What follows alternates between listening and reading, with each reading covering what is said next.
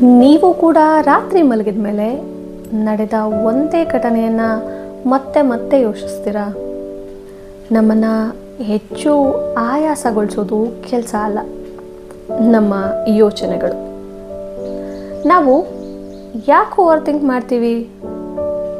ಒಂದು ಮಾತು, ಒಂದು ಮೆಸೇಜ್ ಅಥವಾ ಒಂದು ಸೈಲೆನ್ಸ್ ಇಡೀ ದಿನ ನಮ್ಮ ಮನಸ್ಸಲ್ಲಿ ಓಡ್ತಾನೇ ಇರುತ್ತೆ. ನಾನು ಏನಾದರೂ ತಪ್ಪು ಮಾತಾಡದ್ನ? ಅವರು ಹೀಗ್ಯಾಕೆ ಹೇಳಿದ್ರು? ಮುಂದಕ್ಕೆ ಏನಾಗಬಹುದು? ಹೀಗೆ ಅನೇಕ ಪ್ರಶ್ನೆಗಳು ಒಂದರ ಹಿಂದೆ ಸಾಲಾಗಿ ಬರ್ತಿರುತ್ತೆ.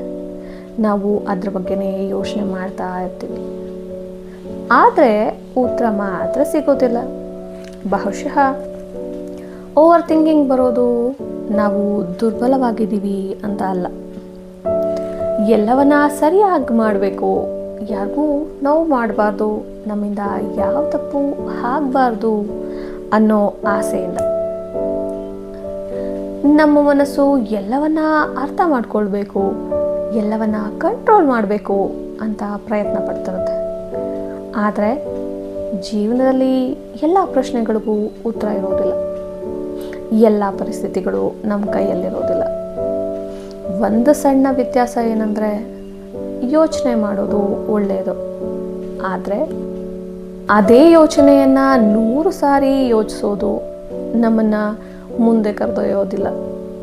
ಅದು ನಮ್ಮ ನೆಮ್ಮದಿಯನ್ನು ಮಾತ್ರ ಕದಿಯುತ್ತೆ.